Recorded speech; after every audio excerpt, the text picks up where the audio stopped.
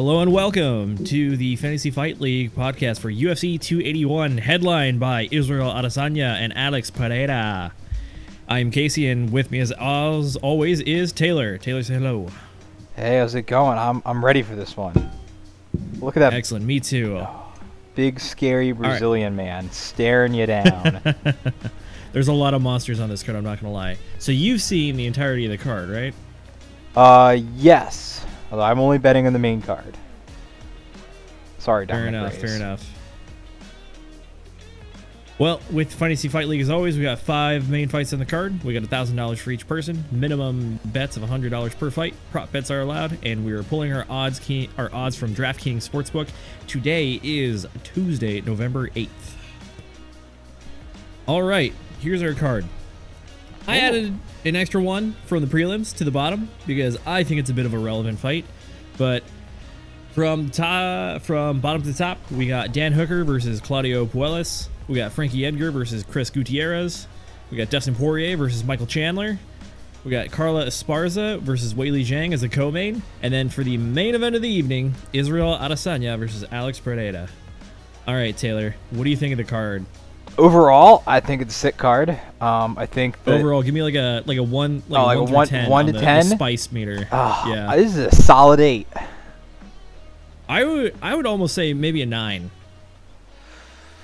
Could be. The only thing that doesn't quite make it for me is I kind of wish we had a slightly better co-main fight. I'll be honest. If this was like if you slapped on like Teixeira and Prohaska on there or something, or even like Aljamain Sterling and whatever bantamweight's fighting him or whatever, I think I'd give it a 9. Yeah, but that doesn't mean that I'm not excited for the co-main event. I'm stoked for this card overall. The only thing I have to say is that overall, this is a bit of a lightweight card in terms of what weight classes are actually on the card. Like, I think Izzy and Alex are actually the heaviest on the card at middleweight. Dominic Reyes and Ryan Spann are fighting at light heavyweight, but yeah. Where are they at? They are on the prelims right before Brad Riddell and Renato Moicano. All right, so speaking of those boys, the reason that I have them on here is because I am a bit of a fan of the City Kickboxing crew in general. Okay. And we got actually 4 City Kickbox fighters on this one. They got another guy in the early prelims, but then in prelims we got Brad Riddell, and then on the main card we got Dan Hooker and we got Izzy. So I am very much looking forward to this because I really like the Kiwis. I think they do good stuff, and I think they're great personalities and they always entertain. So that's why I'm looking forward to it. That's fair. All right, with that said, I do want to do the honorable mention. What do you think of these boys? We got Brad Riddell and Renato Moicano. I'm interested to see what you put down on this one. I didn't look too far into this one. I watched Renato Moicano's last few fights. On this one. I thought he looked good in his last few. I think that one against RDA, it was a catch weight. I think Renato might have come in short notice to replace someone for RDA. I can't remember who, but he looks good. I don't think he looks like he's going to be a top 5 guy anytime soon, but top 15, yeah, absolutely. I don't know what he's ranked right now. Let's see. Is he not ranked? Man, he could definitely be ranked, like I said. But and we got Brad Riddell coming off a couple losses to Jalen Turner and Rafael Fiziev. I mean, I remember watching his fight with Drew Dober, I think, as well, and I don't know. I think it'll be fun, but I didn't feel one way or another enough to bet on this particular one. That's fair enough. Yeah, looking at it, Renato Moicano had coming off the loss from RDA. Before that, beat Alex Hernandez and Jai Herbert, and then lost to Rafael Fiziev. I think he's got some quality names on his roster, and he's definitely been in the UFC for much longer than Brad Riddell. Yep. But at the same time, Brad has only had 6 fights in the UFC so far, but he had a 4-fight win streak, and now he's actually on a 2-fight losing streak. Yeah. And do you remember Brad's last fight? It was a first-round submission. It was actually a first-minute submission. I went back and rewatched it. It was entirely underwhelming. It was just like kind of got into a little scrap, and then the guy he was fighting, Jalen Turner, just grabbed his neck and then guillotined him. Yup, and that put Jalen Turner into the rankings, and I think might have knocked Brad Riddell out of them if he was ever in them. I can see that, yeah. So, anyways, we'll see. He's one of the boys. I'm looking forward to it. I will be watching the prelims. I'll be watching them too. I just don't want to bet. But yeah, I mean, talking prelims, like I said, I don't think that Ryan Spann, by brutal decline of Dominic Rey's career, would be a bad bet. I would just feel bad betting on it, is really my only problem there. Oh, yeah, because shoot, Dominic Reyes, he's just had 3 straight losses to 3 people that are also just absolute monsters in their own regard. But they've just gotten progressively worse is the problem, right? Yeah. And from that high of going to a highly contested decision with John Jones, and then just getting, all right, he got laid out by Jan Blachowicz, but then he went and won the belt. Okay, so that's like not that bad. He still got laid out. And then just getting brutally finished by Yuri Prohaska, who also went on to win the belt. True. All right, first fight of the night. We got Dan the Hangman Hooker versus Claudio Puelles. All right. So Claudio, 12 wins, 2 losses. He is on a massive win streak right now. And then Dan Hooker. Boy, I love the Hangman, but I have a very, very real concern. And that is, I think he got Tony Fergusoned. You think so? What I mean by that is, yes, he had the greatest round 2 in UFC history with Dustin Poirier, but I think it stuck with him. Like, you don't take that abuse and just shake it off. And I think it's kind of apparent in his last 5 fights. He's 1-4 in his last 5 fights. The one that he won, his opponent had some like major family issues literally the week of the fight and was considering backing out, but the guy stuck in there, and then Dan was like, cool, thanks for being a sport, but I still won. Yep. And then other than that, it's just been a handful of defeats.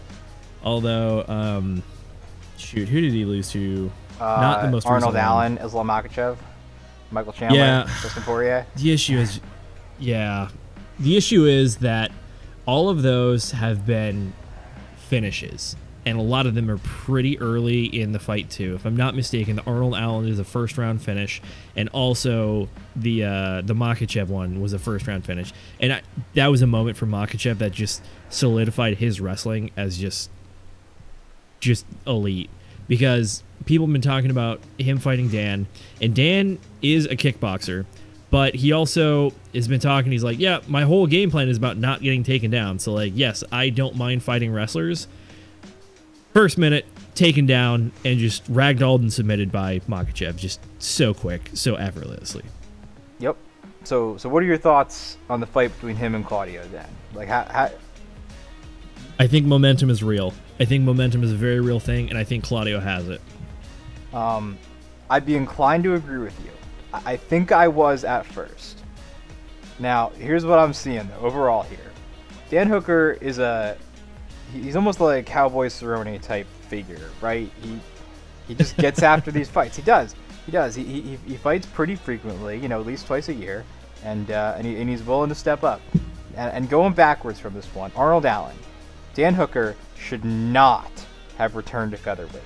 When he first said he was doing the weight class change, I thought he was going to move up to welterweight, which is where I think he should have been headed, if anywhere other than lightweight. It makes sense. And I don't think that was a good cut for him. He didn't seem good. He seemed slow on the scale. He seemed slow in the ring. I think that it was just too much for him, and that was a dumb move. And Arnold Allen got him, and that's how it goes. Islam Makhachev, I detract absolutely nothing from Dan Hooker off that fight. I detract absolutely nothing from his wrestling defense in any way. Yes, Islam Makhachev ran straight through him. he ran straight through Charles Oliveira, for that matter now. So, like, when we're talking Charles Oliveira and Islam Makhachev versus Claudio Puelles, I'm not going to knock Dan Hooker's wrestling defense here. The Nasrat Haqparast win, good fight. He got TKO'd by Michael Chandler. People get knocked out by big shots from Michael Chandler. It happens. I'm not going to hold that against him. And obviously Dustin Poirier was a great fight. Now, what I will hold against him is that his best wins are like Gilbert Burns back in 2018 when Gilbert Burns was fighting at lightweight, who obviously now has had more success at welterweight. You know, Paul Felder, split decision, good. Ally Quenta decision, good. Knocking out James Vick, okay, yeah, sure. I'd argue that Gilbert Burns and maybe even 2018 Jim Miller are like his best wins. That being said, he's fought some elite competition. Claudio Puelles, coming off a nice 5-fight win streak in the UFC. Knee bar submission of Clay Guida, which appears to be a specialty, as he has 5 fights in the UFC outside of the Ultimate Fighter, and 3 of them are wins by knee bar. He has 4 wins by knee bar on his record, which is just hilarious, might I add here and interject. And so I was like, all right, you know what? He's got the momentum, but here's the question. How is he going to win? Do I think he's going to knock out Dan Hooker? No. I absolutely do not think he's going to knock out Dan Hooker. I think Dan Hooker's the better striker. See I think he's more a knee experienced. bar in his future? And then I said, is he going to win by decision? And I said, no, Dan Hooker's going to outstrike him. And so I said, do I think he's going to submit Dan Hooker? And I said, well, how likely is Dan Hooker to get submitted? He's been submitted by Islam Makhachev by Kimura. And then before that, the last time he suffered a submission loss was in 2012, and he had one other in 2010. He also has 7 submission wins to his credit, I think with 3 guillotines. His last one was only in 2017 against Mark Diakese. He's also got a rear naked choke, a triangle choke, arm bars. I mean, I think that in this particular case, Dan Hooker's grappling is being overlooked. I think he is a good grappler, and I think that he has multiple paths to victory here, that he can win over Claudio Puelles. And I think that Claudio Puelles is just going to be relying on trying to submit Dan Hooker, and he's got a chance of getting submit himself if he tries to do that. So I just don't see how Claudio Puelles is going to be more likely to win in this one. All right, that's fair enough. I guess that leads us into our bets for the evening. So I took Puelles to win with $100 at plus 140, and currently Dan Hooker is the favorite at 145. Yeah, and 145 for Dan Hooker, I like. Obviously, I put 135 on him to win at minus 145, and like I said, Isla, at plus 1,000, yes, I'll put $15 on Hooker to win by submission. I think that's a good placement of $15. And I think that there's a good chance of Claudio Puelles tries to get in there and get submit. Possible. It's entirely possible. After talking it through, what you're saying makes absolute sense. At the same time, like, okay, so hear me out. I really like Dan Hooker. Like, he's one of my favorite fighters, like right there behind Izzy and Colby. But I'm just worried about him. Like, he's taking some big stuff. I'm worried about him too, but the facts of the matter point to Dan Hooker pulling this one off. And I think that's why he's the favorite to win, and I think it makes sense. Fair enough. I want him to win badly, so here's to the Hangman. Let's see it happen. I'm not playing favorites, as opposed to this fight coming up here. Oh, look at that! It's Frankie Edgar and Chris Gutierrez, where I am absolutely playing painful favorites that I know are gonna bite me in the ass. You should just learn the lessons that I've learned the hard ways. One of them was previously with Frankie Edgar, when I was like, oh yeah, he's a vet, he'll do fine. No way he's just gonna get front kicked in the face and had his skull leave his skin. Oh wait, that did happen, didn't it? Yep. Yep, that happened. That wasn't his last fight, was it? I would not be surprised though. He took it so hard. Oh, yep, there it is. There it is. Marlon Vera KO front kick. But it was a year ago. He's had time to recover. He needed the time to recover. All right. So yes, Frankie Edgar has suffered 2 brutal back-to-back knockouts to Marlon Vera and Corey Sandhagen. This is true. Yep. He has that win over Pedro Munoz before he had the brutal knockout to Chan Sung Jung, TKO, and the brutal war with Max Holloway before that. He's got a win over a 2018 Cub Swanson, though, after his brutal knockout punch from Brian Ortega in the first round. I'm sorry. Everything that I said for Dan Hooker, especially Goso in this case, too.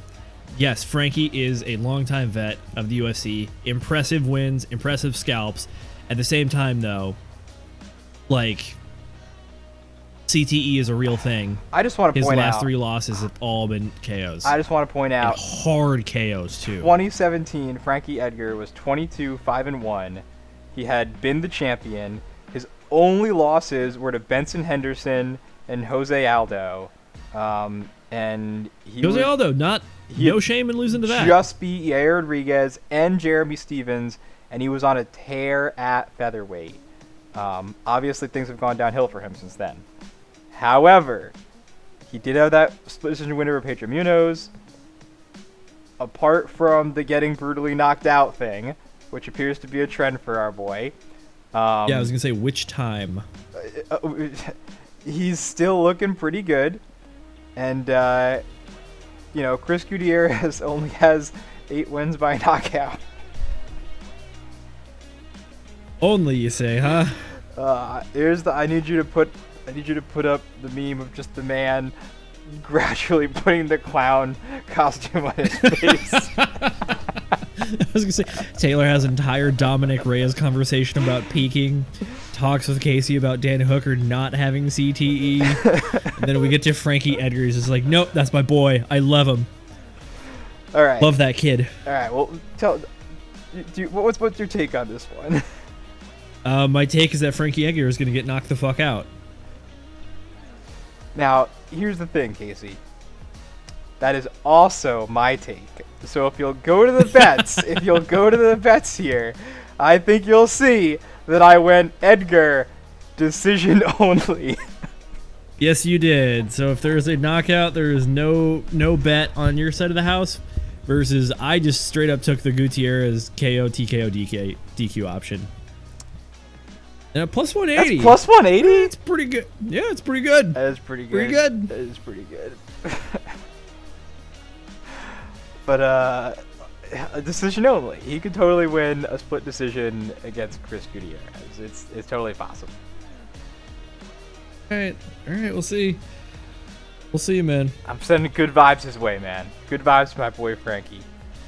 You'll send him good vibes when he's in the hospital too, hopefully. So his gym is literally like 15 minutes from where I grew up. So like, and I started training when he was the lightweight champion. I just can't. Fair enough. I get you. I get you.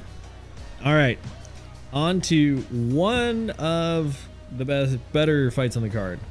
Not that none of the ones in the past don't have star power and aren't going to be good fights, but I think this is like the people's choice fight, honestly. Yep. We got Dustin Poirier and Michael Chandler. I was going to say, this reminds me of another fight that was the people's choice fight, which was Justin Gaethje versus Michael Chandler. And it's just 2 guys that are they're elevated in their own right, yep. And they have accomplishments, and at this point people just want to see them scrap. This is the money fights that everyone wanted Tony Ferguson to do. And he did before he got really knocked out by Michael Chandler. There's a trend on this. There's a trend on this card. Front kick KOs, brutal. CTE. This is the test of CTE. Yeah. Speaking of CTE, I don't know. After the Gaethje fight, I would not be surprised if Michael Chandler has a taste of it too. All right, so let's talk here then. So, okay, Michael Chandler, great win over Tony Ferguson. Wait, hear me out. I have a funny meme for you. Okay. Did you know that all of the people Michael Chandler has beaten in the UFC have a combined record in their last 5 fights of 1-9. Wow. That's, Do you know who that is?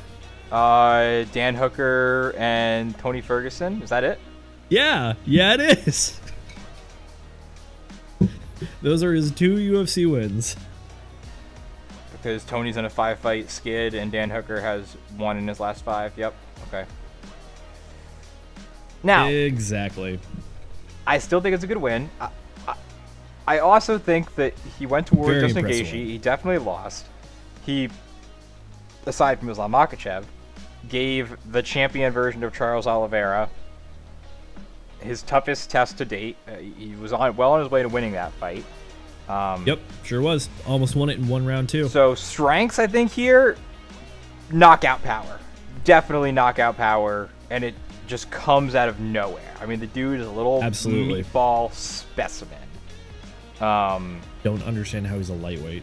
Just like I've heard that he's pretty friggin' big. So he's got that. You know, he's fast. He's got good wrestling in there, even though we don't see him use it very often. Obviously, gave Charles Oliveira a very tough test. Obviously, proved that he could catch people with that knockout over Tony Ferguson. Negatives here. He was losing that Tony Ferguson fight up until the point where he knocked him out brutally.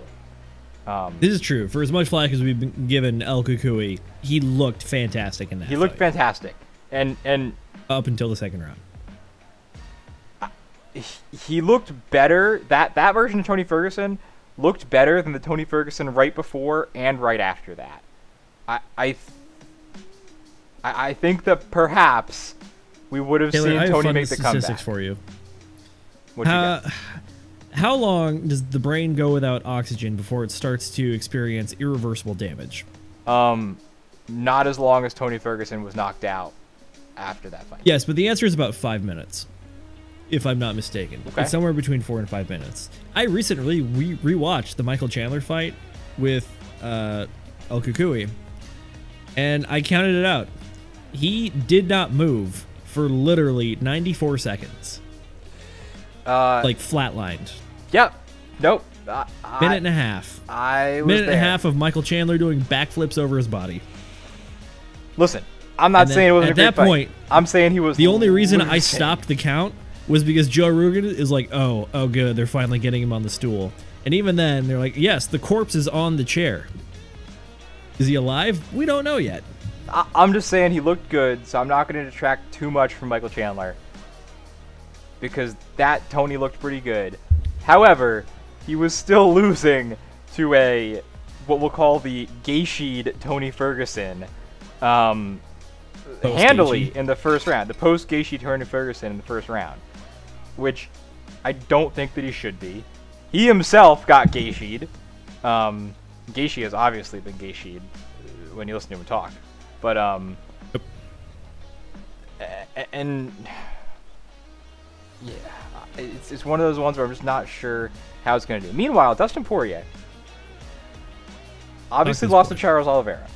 I think part of it was a mental thing. I think that, as Islam Makhachev showed, he should have followed him into the ground when he hurt him. He should have just followed him into the ground and attacked. Because if this is the fight that I remember, you and I had a big problem with the Oliveira Poirier fight, which was the 2nd round when Justin tried to roll out of a grappling position and then ended up getting caught. His arm caught or something. Clear glove grab by Charles Oliveira that pulled him back into it. And that put Dustin, I believe, on the bottom in full mount, it might have been, or potentially had Charles Oliveira in his guard, but if he did, I'm sure it didn't last.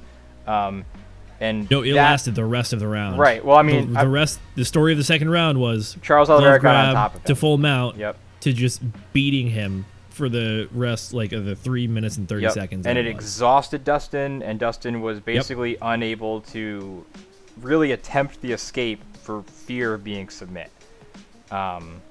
So I'd say skills for skills. Both of these guys, I'll still say it, could have beaten Charles Oliveira. but they didn't. I believe it.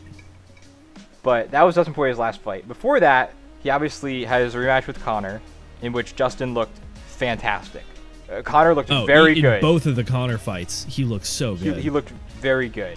And definitely in that first rematch, there was a clear mental barrier that he got through over the course of the first round, where he was like, all right, I can take this guy's shots. I can come out here and fight. And I think was his fight before that? Was that Dan Hooker? Dustin's? Dustin's last fight before Conor? It might have been. It was, yeah. It was that fight with Dan Hooker. And then obviously a submission loss to Khabib Nurmagomedov. So he's been in some wars, but he's just continued to look fantastic and like an elite lightweight. And I mean, this one's a tough pick for me because they both are, but I see Michael Chandler needing to get Dustin Poirier with a big shot, or needing to shoot an explosive takedown, get him to the ground, and get in some ground and pound before Dustin Poirier can get back up.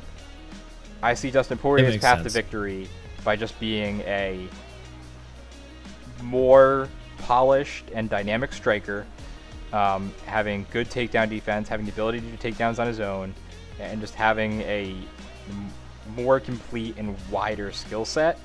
And for that reason, and I see Dustin Poirier as having a better recent record, being younger actually by 3 years, having taken less damage, all things considered. I think basically everything aside from explosive power is in Dustin Poirier's favor. So that's why I think that, I'm not sure how he's going to win, but I have to pick him to win on this one. I'd agree. I think Dan Hardy had really good commentary on this. I had a chance to listen to it today. Obviously, Michael Chandler has the explosive power, and Dustin Poirier is technically himself not like a massive volume fighter like Colby or something, but still fights with a lot of volume, and he uses volume to pressure and get people against the cage, where he really shines. He has a very good way of cornering an opponent and then applying pressure, and also reading an opponent trying to throw back in the process, and then just slipping and getting right back to business on the body. Like, he does that phenomenally. He is, yeah. And then Michael Chandler fights with that long karate stance and can really just explode and reach out and just hit you with a shot. People were saying that he was just way too just aggressive and reckless in the Gaethje fight, which understandably so. And I know he had a bit of a... He's trying to prove something with that one, I think. I think that was trying to go for the tough man competition there, which unfortunately he lost, but still great fight. And then for me, one of the notable things about this fight is that it's going to be a 3-round fight, which means that Dustin, while his volume, is going to wear people down. And don't forget, Dustin has a bunch of submissions. A handful of them are guillotines, whereas, like I said, when he pushes people against the cage, delivers volume, and then can attack the neck from there, and then submit with guillotines as well. Counterpoint on the guillotines point, which I'll make. This isn't just for Dustin. What, you gonna say Michael Chandler's giant lats? No. Traps don't allow him to be submitted? Honestly, I know that Dustin says, don't be silly, jump the gilly. But statistically speaking, what guillotines do in MMA, particularly at high levels of MMA, is they are a vehicle by which you can get on the bottom and then get the shit beaten out of you by your opponent. That's their primary function. They, yeah, like every once in a while, they're like, oh, watch the guillotine, watch the guillotine. It never goes off at the high levels. No one ever gets friggin' submitted by a friggin' guillotine. They just end up on top and they beat the shit out of you every single time. So like I see guillotines as a liability, if anything, in this fight. All right, understandable. The big question that I have is either one of these guys going to be able to get it done? If anything, I think Michael Chandler has a better opportunity to get a one-punch knockout capability. But at the same time, I think Dustin is taking shots from the best of them, and I think he's going to be able to stay in there. So with that said, on to the bets. All right, I got Poirier winning it, and I got him winning by decision as well. Yep, I think this is a close fight. Honestly, I do have Poirier winning, but I really don't love him at a minus 210. I'd be much more inclined at like a minus like 120. You know, like that's about 120, 130. That's about where I would feel good with this. So I didn't put any more money on this one than I needed to. I'm right there with you. I feel like this one is closer to a coin toss than they're leading us to believe, but we'll see. Maybe it'll change as we get closer. All right, co-main event. We got Carlos Esparza and Weili Zhang in the men's strawweight division. There you go. It recently dawned on me that Carlos Esparza's nickname is Cookie Monster, which is an interesting one for a fighter, but it is what it is. She is a champ, so she can do what she wants. It is an interesting one for a fighter. But you're saying that she's not the champ, she's to change the title. Hear me out. Just monster. Yeah. All right. Let's get this up front. Let's get this out of here. Carlos Esparza has a kid or two, and she's living her best life out in Arizona or California, or wherever the hell she's training right now. And she's all the things. She's like, I got the belt. He's doing media interviews with like Disney or some whatever. Yeah, I will say this one. I told you this. I was watching, I think, The Embedded or whatever, and she said that she went to like some Disney convention or whatever and talked about, you know, breaking down the barriers in sports, you know, and really, you know, achieving things in a very male-dominated sport.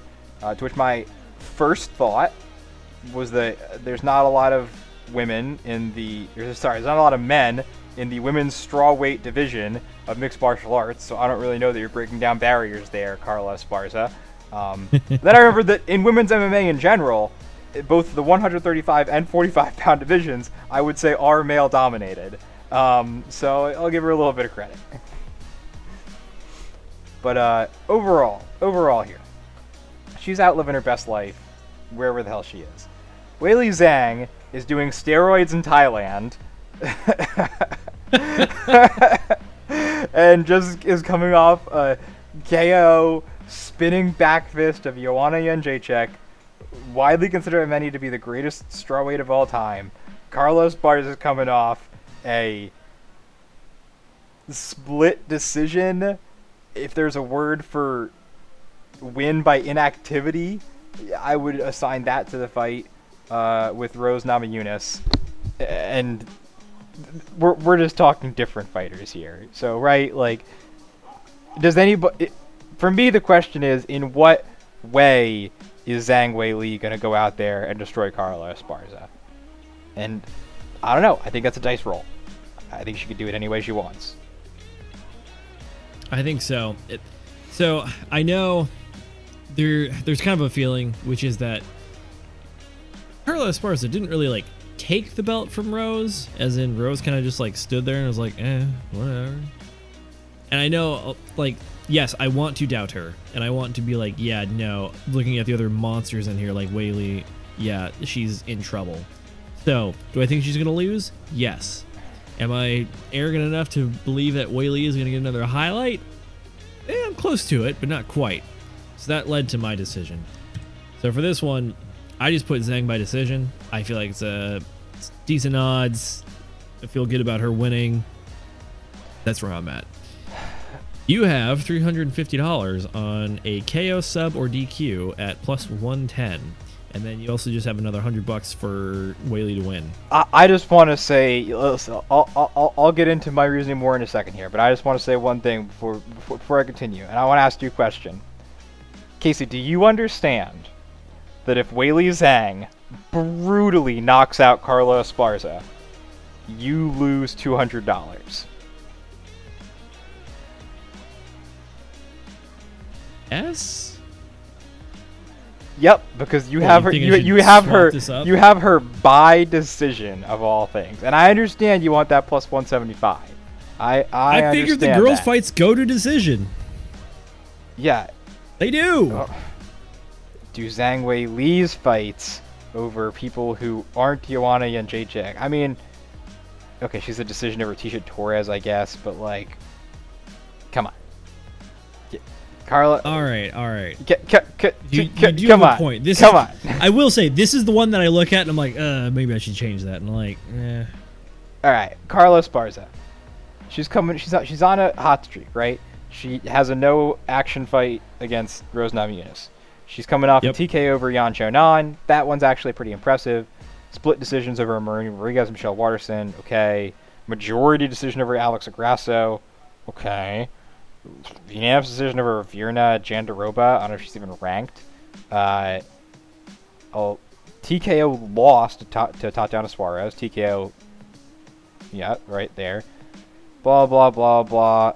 But, let's see. Did she ever fought, I mean, what's really her down? She only has a couple losses by knockout and one loss by submission. However, that's Joanna Jędrzejczyk is one of those knockouts, and the other one is Tatiana Suarez. And then the submission is from like 2010, so I'm not even going to count it. My point with that being, Tatiana Suarez and Joanna Jędrzejczyk, I believe, are just a little bit tougher than the other people on the rest of Carla Esparza's record. And I think that's something she's going to struggle with, is just someone who's going to walk up to her and beat the ever-living shit out of her. I don't think she's ready for it. I think Weili Zhang has 5 rounds to accomplish this. And meanwhile, Weili Zhang, as we said, is coming off a brutal knockout of Joanna Jędrzejczyk. Obviously, those Rose Namajunas fights were very impressive. I think that if she performed the same way she did in the second Rose fight, or the first Joanna fight, which were both decisions, that she will absolutely knock out Carla Esparza. She TKO'd Jessica Andrade in the first round. I don't know what Carla Esparza has that Jessica Andrade doesn't in terms of toughness. I just see these are all good points, but at the same time, like, she did go to a 5-round split decision with Jędrzejczyk on the first go round, and again, a decision with Tisha Torres, and then even 2 before that, another decision. I'm saying decision is possible, but cookies and kids, steroids, and family hostage in China. Yeah, CCP and steroids. Like, all right, you got a point. Tell you what, I'll change it. We'll go $200 Zhang just to win. How about that? I think that's a safer bet for you. That is a much safer bet. It's gonna be like, it's gonna be 260 payout, 262 payout possibly. All right, that's fair. All right, let's get to the meat and potatoes. Why we're all here in the first, other than Michael Chandler and Dustin Poirier. A lot of people are going to be here just for that fight. But this one is why I am here. Adesanya versus Pereira. These boys are having their trilogy, but this is their first fight in a different sport. So, you might notice that Alex Pereira only has 6 wins in mixed martial arts total and is fighting for a belt. And you might also ask yourself, yes, why is he fighting for a title fight after only having 3 wins in the UFC? But here lies the question. Izzy has kind of cleared out the division a little bit, and Alex Pereira is an old nemesis back from his kickboxing days, where he actually lost to Alex twice. So, first fight they ever had, Alex wins by decision. That one is actually a pretty controversial fight, and a lot of people have been rewatching the fight lately, and they're like, yeah, this one seems like an Izzy win. But the reason that it feels like that is because in the moment, Alex throws hard shots. He wasn't exactly landing, and Izzy was like slipping and rolling off a bunch of them. But he just put so much force behind them that even though they're like rolling off, they still move Izzy a good bit. So they look like big shots even though they're not doing damage. And then meanwhile, Izzy's just like touching him up a good bit. And then Alex wins. Everyone's kind of confused. We keep rewatching it. We get more and more detailed with it, and we see things that the judges might not have seen. And yeah, it kind of looks like Izzy won the first fight. Second fight. Different story. Alex comes out of the gates a lot hotter and has more confidence with Izzy. Izzy also ends up getting momentum in the second round. And in the third round, almost puts Alex out, but then Alex comes back and just plants his lead leg and does that famous just left hook and knocks Izzy out cold. Notably, this is the only knockout that Izzy ever got while he was kickboxing. So, leads us into mixed martial arts.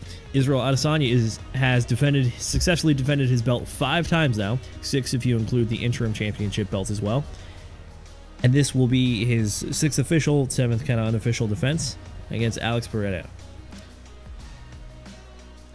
So, Taylor, what do you think about these two meeting up for a third? I think there are a few ways to look at this. I think that obviously you can look at it as, is this the trilogy kickboxing fight? Perhaps it is. Is this their first fight against each other? Because we're looking at mixed martial artists now. Perhaps it is. I'm more inclined to look at it that way, to be honest, because I think a lot of things have changed. Notably, the rules and the tools, so to speak, going from the 10-ounce big kickboxing gloves that can be used as shields and don't get through guards as easily, to the 6-ounce. Is it 6-ounce or 4-ounce UFC I think gloves? they're 4-ounce. 4-ounce gloves, that sounds about right. That are a lot more lethal, but at the same time, don't give you that big shield to hide behind. Again, octagon, different than the ring. Can't really trap people in the 90-degree corners. And Izzy has shown that he can circle around real easily and slip and get out of things real easily as well. So, in my mind, I want to believe that this is a bit of a different fight. Perhaps it is. It's gonna feel like a fresh fight. Perhaps it is. Well, At the same, okay, go for it. All right. I was So gonna say at the same time, though, I think these guys are both gonna try to approach it from a kickboxing standpoint. I don't really see a lot of ground game happening. If anything, Israel definitely has more experience in the cage when it comes to grappling, because he's actually been in plenty of fights that go the distance in championship rounds too. So on the clock, a lot of time defending takedowns, standing up, hand fighting against the cage, versus Alex Pereira has notably been training with Glover Teixeira. Notably, he's got a great coach, and I think it's going to lead to him having a strong grappling game, but maybe not a lot of experience in the cage with it. And then Izzy also having good defense, but not great of an offense on his side. I could see that. So I feel like the different ways to look at it might come to the same conclusion. And here's my thing here. If we look at it as this is the trilogy in kickboxing, Israel Adesanya won both of the fights based on who was a better kickboxer. I think that's pretty much, no one's arguing against that. Obviously, Alex Pereira knocked him out in the second one, and that's a legitimate path to victory. And so you have to consider, oh, maybe that could happen again. From the MMA perspective, listen, nothing, and I mean nothing, on this card would make me happier than Israel Adesanya going out there, taking down Alex Pereira in the first round, and laying on top of him for 5 rounds, and winning off of, I don't know what you call that, control time, or whatever, and then just owning it in the post-fight interview. Absolutely owning it, telling Alex Pereira to go back to kickboxing. That would be the most fantastic thing I've ever seen. However, well, what about this? What if he did that, but then he submits him in the 5th round and gets that submission win on his record? That would be great too. I honestly prefer the lay on top for 5 rounds decision. I think it's the most disrespectful thing you could possibly do because it's the shitty way to win. But nothing either of these two has ever said or done makes me think that they're going to go out there and say, let's wrestle. Like we're saying that. People have asked them that. Everyone's like, well, maybe one of them's going to throw it in there. There's not a single thing in either of their history or statements leading up to this fight that makes me think that's going to happen. In fact, quite the opposite. I will opposite. say this: in one of the previous UFC embedded videos, Izzy is talking about training back at City Kickboxing, and he does make one comment one time. He's like, one of these days I'm just going to go for a takedown, and no one's going to see it coming, and it's going to be the easiest takedown in the world. Yeah, he's always said that. I'm just saying, it hasn't happened yet. And I don't know that the big, scary Brazilian man, who is clearly bigger than him, is the one that he wants to go for the takedown against. And if he gets big, scary Brazilian man. he gets the takedown, is he going to be able to hold him down?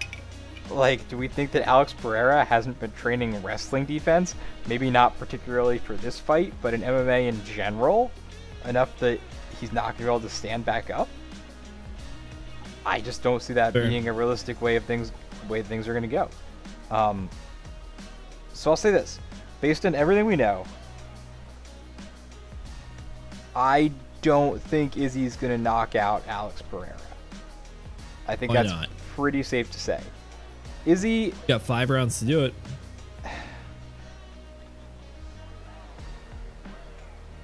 Izzy almost knocked him out back in kickboxing days. Yep, he did. When they were doing the 3-minute rounds. If one of them... He's got 25 minutes to go to work. Okay, Alex Pereira has 25 minutes to find one left hook. I don't know if Alex gets better as the rounds go on. I'm not saying he's getting better. I'm saying it's a lot of time to find one left hook. It is. It really is. At the same time, though, I think Izzy is so comfortable going into championship rounds and playing that long game. He's done it for years. You can go watch old kickboxing fights. He intentionally sets things up in first, second rounds to pay dividends in third rounds. I agree. Feints, repetitive patterns, just so that he can switch it up and throw a question mark kick in the third round and get that knockout. That's what he does. I agree. I know he's been criticized lately for just going for their 5-round decisions, which is understandable. It's not the most flashy and exciting thing in the world, but he's a man with a plan, and he sticks to it, and he adapts when plans don't go his way either. And I just think he fights so smartly. Do you think he's going to knock Alex Pereira out in the first? No. Do you think he's going to knock him out in the second? 2%. 2% chance he knocks him out in the second? 2% chance. He knocked out Paulo Costa in the second round. I agree. You know who else he knocked out in the first and second round? Every one of his knockout finishes. Really? Never knocked someone out after the second. If he's going to the third round, he's going to My line of thinking there was that I was going to say 2% for second round, and then 3rd it gets up to 50%, and then after that it just keeps getting better from there. I disagree. I think you're on something. Once we get Derek Brunson was a first round KO, wasn't it? Derek Brunson, I think so. End of the first round, yep. Yeah, Derek Brunson fight. The way that one went was Derek Brunson pushed him up against the cage, tried to grapple and wrestle for 4 minutes, and then after that Izzy just broke free and then just had a nice line of attacks that just ended him instantly. Yeah. Listen, I wouldn't be shocked if Izzy knocks out Alex Pereira in the second round. I wouldn't be shocked. I'd find it very impressive, but I wouldn't be shocked. But if someone's gonna get knocked out, is it gonna be Alex Pereira against the knockout artist Israel Adesanya, who hasn't had a knockout since he knocked out Paulo Costa, a drunk Paulo Costa, I might add, 2-3 years ago? Fair. Or is it going to be Israel Adesanya? And the difference between this one, where I was saying I feel like Dustin Poirier has more ways to win, Dan Hooker has more ways to win, here. And I know I'm might think I'm being a little hypocritical with this left hook. I'm not saying that Alex Pereira's... it's less that Alex Pereira's only way to win is, hit him with the left hook. It's that Israel Adesanya's only way to win is to not get hit by a left hook. And I think he can reasonably do that, though. I think he reasonably could, too. But I don't think he's going to knock Alex Pereira out, and I don't think Alex Pereira is going to win a decision. In fact, I feel very strongly Alex Pereira is not going to win a decision. Yeah, that's one that I agree with you on that one. I don't think Pereira, if he goes the distance, I don't think he wins a decision. Absolutely. Fortunately, knocked out Derek Brunson, Robert Whittaker, Paulo Costa. There are ways that we can play this in which we can get the best of both worlds. Oh, you mean your extremely extravagant betting strategy? It's gonna work though. You know, I swear you should like put this on a Patreon and like make people pay money to look at your picks or something. Once I make money, I will. This is gonna need some explanation here. I'll just run through mine and then I'm just gonna hand over the microphone. Okay. I just think Izzy's gonna win, so we'll put $200 on that, and then I think Izzy's gonna win by decision, so we'll put another $100 on that. There you go. All right, Taylor, all you. I needed to put $100 in this fight minimum to meet our rules. So I went finish only, Alex, and I went decision only, Izzy, 50-50. Not sure what's going to happen, so I just put 50 on each. My thinking being that if Izzy's going to win, he's going to win by decision. If Alex is going to win, he's going to win by knockout. Maybe Izzy wins by knockout, but I don't think that's very likely. And whichever bet wins, and whichever bet doesn't win just goes to a no action. Then I had $100 left of our 1,000 that I didn't really... I mean, I kind of wanted to put another 100 on Zhang to win by knockout, but I didn't because I'm disciplined. And rational and moderate with my bets. And so... instead of going to only, I looked at the plus 275 and the plus 120, and I said, yeah, sure, I'll put 2 plus things. I'll take that as well. I'll put 50 on Izzy by decision and 50 on Alex by KO TKO, and basically just it's another way of going about the same thing because they're both plus numbers on that. So as long as one of those 2 things happens, I make money on that extra $100 on it. Right, and I mean, realistically, as we just discussed, that's basically the way that we think this fight's going to go. Either Alex knocks him out, or Izzy takes it the distance. I'm feeling pretty good about this card. I memed pretty hard. A bit. I understand that Frankie Edgar is probably not going to win. But I'm hoping that if he's going to lose, from a monetary standpoint, it's at least going to be another brutal knockout. Ready. Tell you what, I actually have one more meme of my own. I did a parlay bet. Oh. I did the City Kickboxing Boys bet. The boys. So I put $50 for Riddell, Hooker, and Adesanya all to win at plus 381 combined. What's plus 381, huh? What's Riddell? What's the odds in Riddell right now? I think I want to say it's about like even money. It's a pick'em. Yeah. He's plus 100 against Hinata Moicano's minus 120. Basically a pick'em, yeah. Yeah, so that's why this parlay doesn't have like crazy multiplier on it or anything, because it's have to win 3 fights and it's only plus 381. So yeah. Riddell is a plus 100 dog. Hooker's a minus 145 favorite, and then Izzy's a minus 210 favorite. So. Relatively safe bets. Izzy's a minus 210 favorite. Yep, sure is. I kinda hate that pick. I mean, that's why I didn't pick it.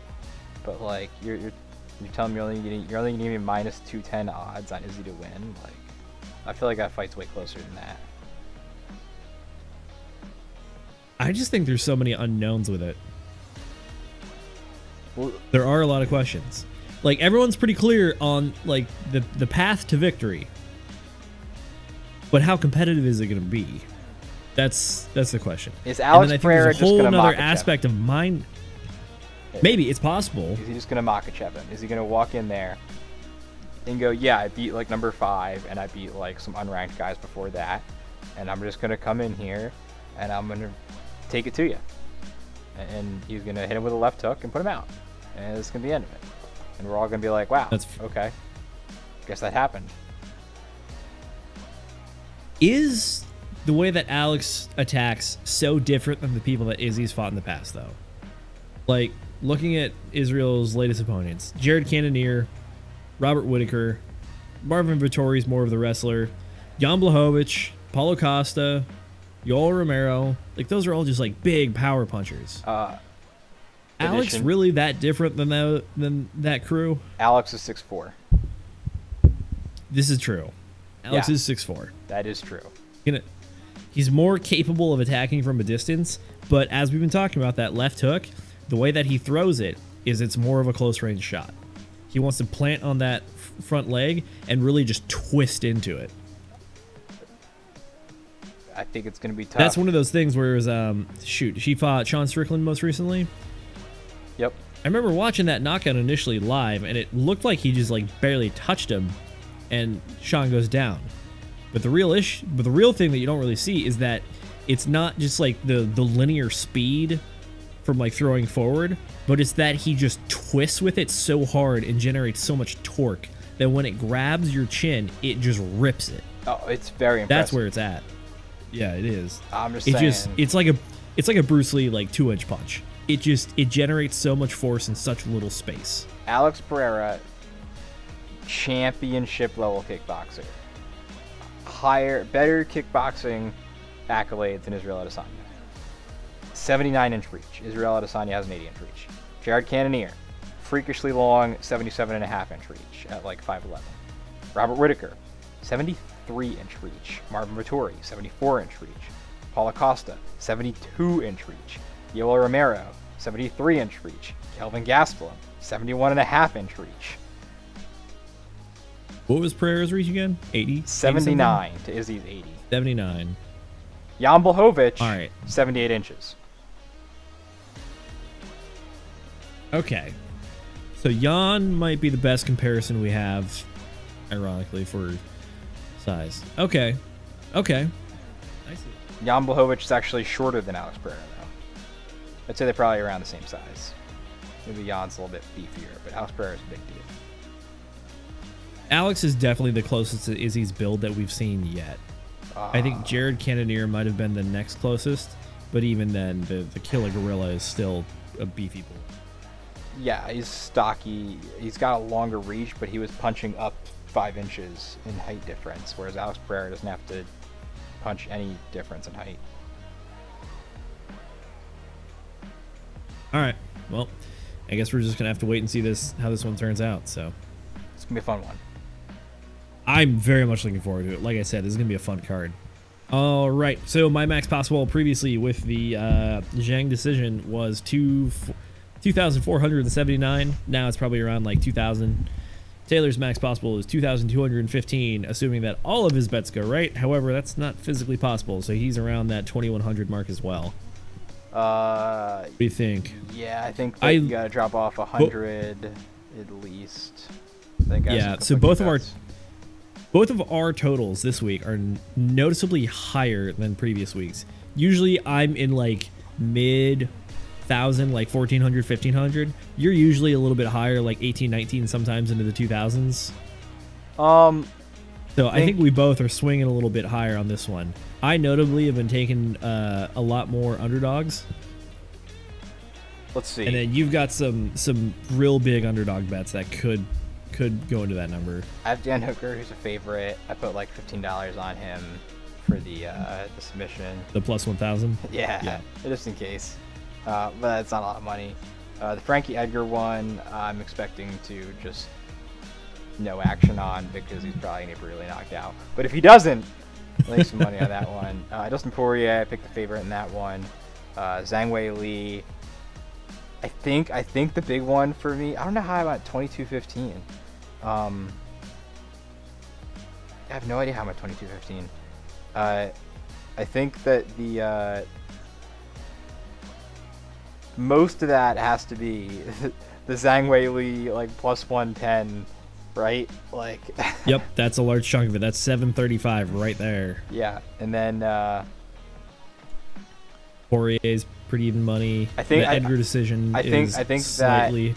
that I hedged my bets on the Alex and Izzy one, and so actually you'll need to take off like because between the two, let's say that I don't get my payout in that one. Let's see, what's that? The pluses on Izzy are I don't know what order you put those in. I guess minus 450 for Izzy, so that's 61, and then 91 the Alex by finish. Yeah, so it's gonna be like minus like $200 off that I'm not gonna be able to make. So maybe I'm okay. like 2,000 or something. In general, though, we definitely were swinging a little more for the fences on our picks this week. I felt conservative on this one. Really? I put all my money on Zhang Weili to win. I mean, like, how much more conservative can you get? Zhang Weili win by knockout, but still, I feel like that was an extremely conservative placement of my money. There you go. There you go. Just saying. Any closing thoughts on this card? Yeah, you can add this in. Here's a clip for you. Dustin Poirier is my absolute favorite person to watch the finishing sequences of. Just so beautiful when he gets people against the cage. And it's just convenient that only his arms have tattoos on them, basically, because they're very easy to distinguish against everything else going on. And you just get to beautifully light people up, just shots to the head, perfect accuracy, finding the sequence when he gets there. It's one of the most beautiful things in the sport. Fair enough. Fair enough. Oh, we'll absolutely do a GOAT video later this week, but for now, we are going to wrap up our predictions for UFC 281. I'm very much looking forward to the Pereira and Izzy fight. That's what I've been waiting for so long. What's your favorite fight on the card? On the card? Yep. Like, what's actually going to happen, or... which fight do you want to watch the most? I want to watch Frankie Edgar teach friggin' Chris Gutierrez a lesson about experience and levels to this game. What I'm going to watch after I close my eyes for that entire fight is Zhang Weili absolutely lay Carla Esparza the fuck out. Possibly over the course of 5 rounds, possibly in the first. I don't know which one it's going to be. Fair enough. All right, well, we'll call it there, folks. Thanks for tuning in. As always, I am Casey, joined by Taylor. Taylor, would you like the last word? Tune in for the GOAT video. That's going to be a fun one. GOAT video coming. All right, stay tuned, folks. Adios. Enjoy the fights.